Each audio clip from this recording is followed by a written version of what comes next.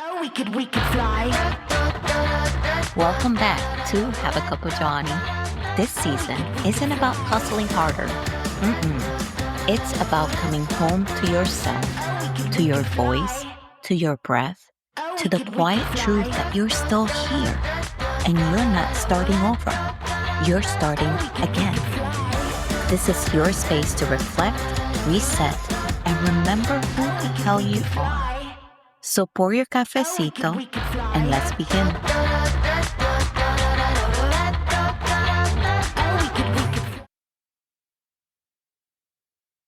Hello, everyone, and welcome back to Have a Cup of Johnny podcast, the podcast where we talk about the messy, magical, and sometimes soul-rattling lessons life teaches us, whether we're ready for them or not.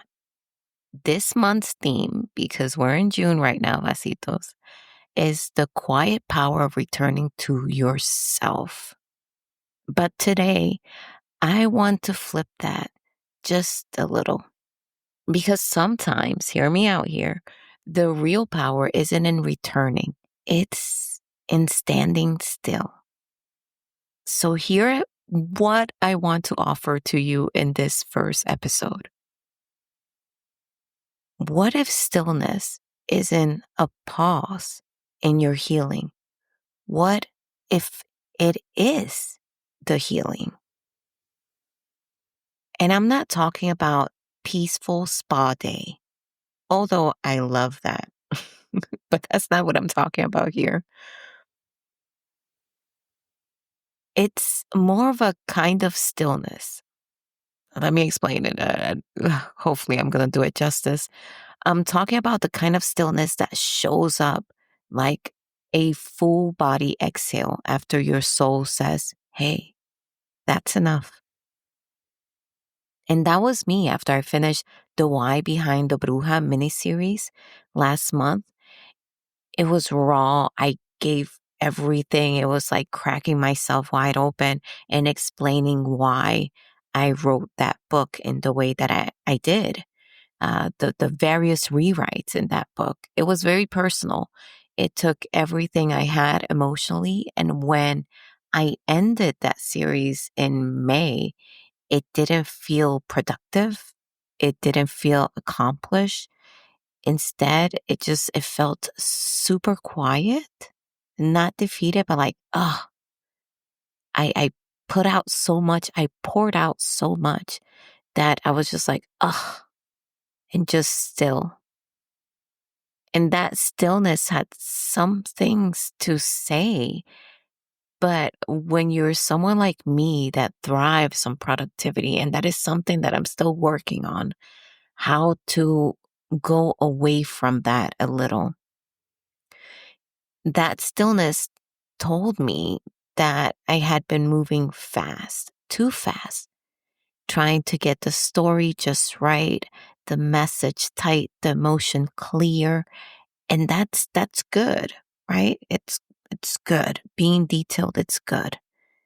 But it also told me I hadn't left room for me in the middle of it, you know?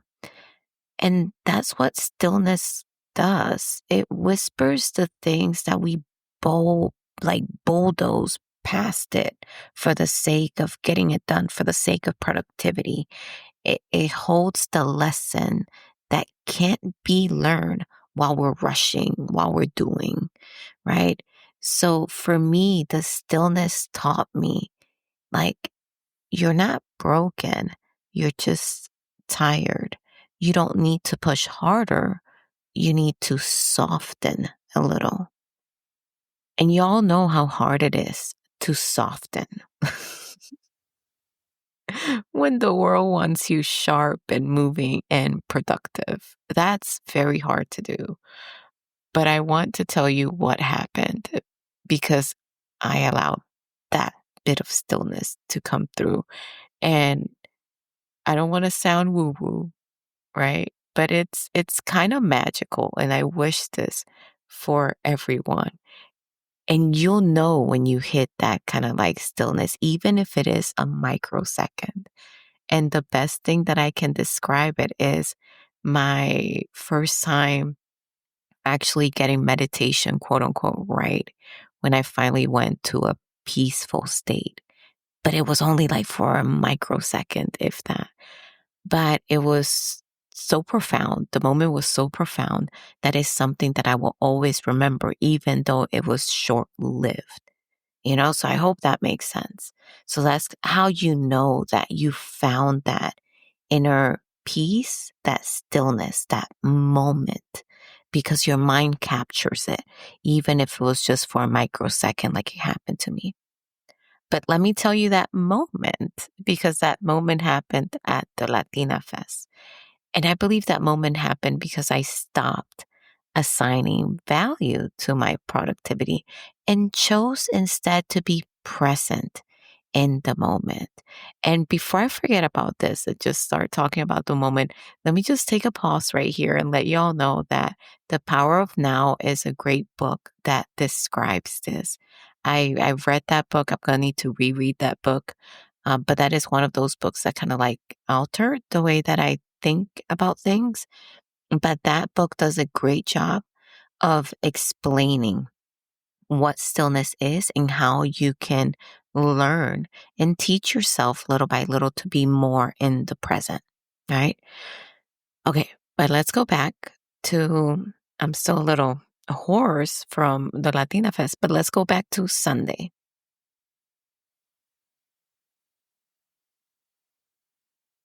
It was the Latina Fest at Grand Park, downtown LA.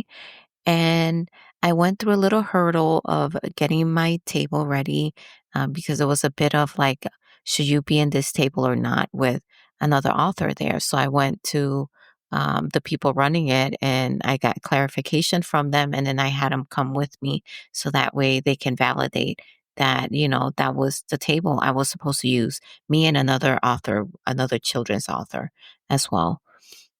So of course, my heart is racing. I'm already like biting into my time, like 10 minutes just doing that because I need to, get my table set up and things of that nature. And mind you, I was there like a whole 10 minutes prior and everything. I did the right thing and all of that, but I still needed to do that one extra step because of the conflict and table. So I kind of like woosah out of that one, right? And I was there just standing next to my table with my books. And I noticed that a lot of people was just walking by, but it wasn't because the table was at a bad placement. On the contrary, the table was in a great placement because it was through traffic going through there, right? So everybody that came through the Latina Fest would have had to walk through the author's table, and it was two tables right there. And I was like, okay, this is a great placement, right? But then I started to notice that people were just beelining, and instead of looking towards their left, they were more looking towards the stage, towards the right, or looking at the other vendors and things of that nature. And this thought just crept through my head, and it's very insidious the way that these thoughts that could potentially make you spiral go through your head. They're quick. They are quick. They're like that enemy, that little devil on your shoulder, right? And this thought just came through. And it was like, maybe I won't sell anything today. And it's like this feeling that occurs as soon as that thought comes in my stomach. It's like my stomach drops, right? And if you read any of my books, you will see that I put this feeling on my characters quite a lot when something bad happens or when they're getting anxiety. And that's because I feel it. I feel anxiety very much in my stomach. It's right there. My stomach clenches. It feels like it drops. It's like this sinking feeling that starts there and it just goes up to my throat where I feel like I'm suffocating. I can't breathe if I allow it to like grow in me.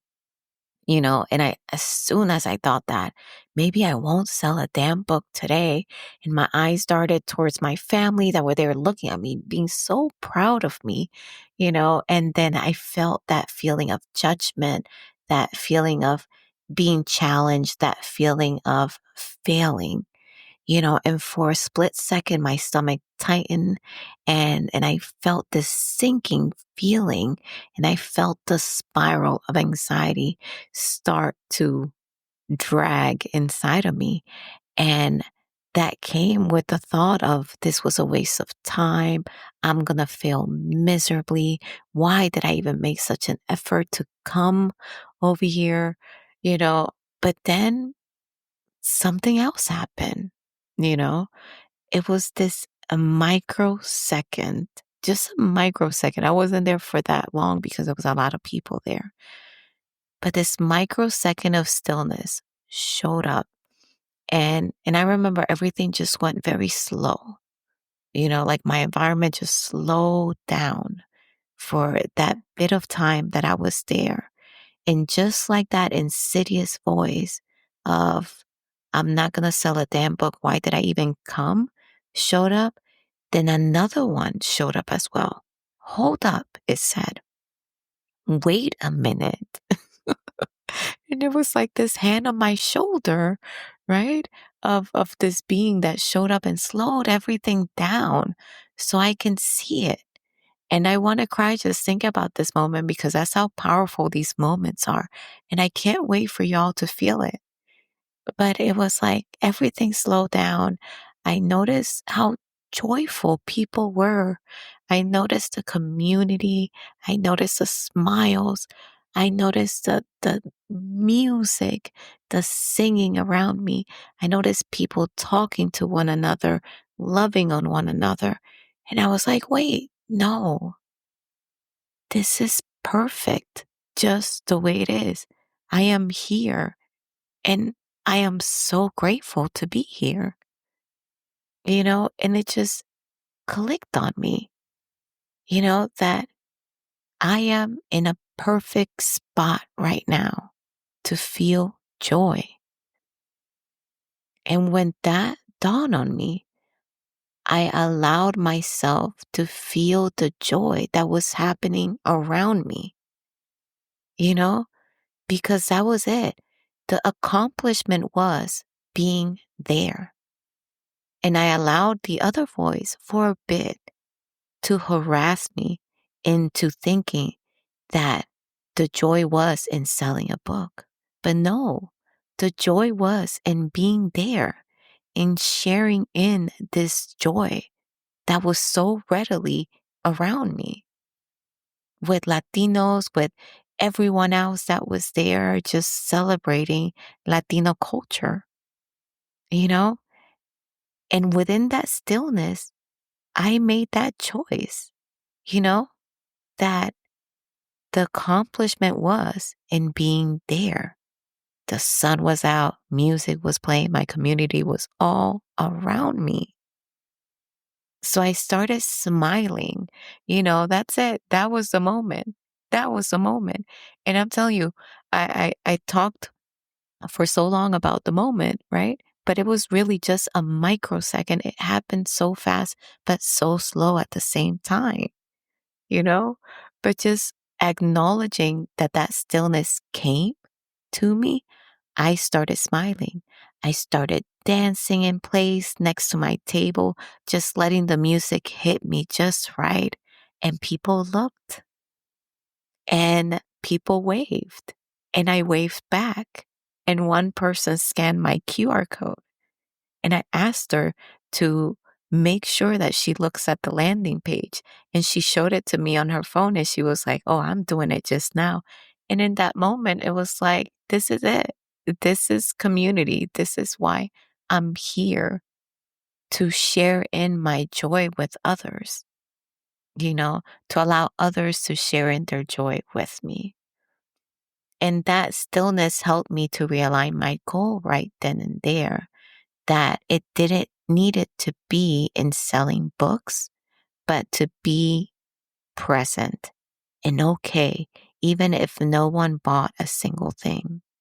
And listen, I am grateful beyond words that I don't depend on book sales to pay my bills. I know that other authors do, so I'm very cognizant of that. But maybe, just maybe, I'm not saying that this is the end all to be all. But hear me out. Maybe for those that depend on vendor sales to pay their bills, maybe stillness is a way, right? That can give the ability to drop the outcome and become part of that moment. And when you become part of that moment, it can help that person trying to sell to be kind of like a magnet to others to come to them or to feel good about coming to them so they can hear more about their products, you know? Because I was thinking about that and I was very grateful that I don't depend on the book sales, that I can do that so readily, right? But I do believe that stillness can help others as well in finding joy, in finding peace, even in moments of anxiety, right? And of counterproductive thoughts and things of that nature, right? Because here's what happened after I let go of that. Like I said, I smiled more. People waved, looked at me as opposed to just looking straight at the stage. A few, too, came to ask about the books, and they didn't buy it. But I got to talk about Isla Delgado and her story. And that just like opened up my heart even more, you know? So stillness didn't take anything from me. If anything, it gave me back my joy while I was there, because stillness isn't empty. It's powerful. It's like a recharge of batteries, if I may. It's that moment that you become magnetic, not because you're pushing something, but because you're present. You're there. And it's something about a person that is present, that is soaking in their environment, that it just makes other people, boom, looks towards them, and it may help you attract customers. You never know. Give it a try. I don't know. So before I leave you, here's your reflection that I want you to do for this week. And it's this. Where in your life can stillness help you shift your mindset without needing to change your circumstance? Let that sit with you. And if you're in a season where you feel like things aren't moving fast enough or success isn't showing up loud enough, what if the lesson is simply to pause and be in that moment? That might be the moment everything starts to change. Think about it. If this episode gave you something, clarity, calmness, or just a reminder to stop gripping so tight, share it with a friend. Message me. I want to hear what you're learning too. And until next time, basitos, stillness isn't weakness, it's sacred. Talk to you soon. Bye. Oh, we could fly. If today's episode spoke to you, share with somebody who's finding their way back too. And if you haven't yet, visit haveacupofjohnny.com for more stories, blog posts, and the books that started it all. Thank you for being here. Until next time, be soft, be bold, and always have a cup of Johnny.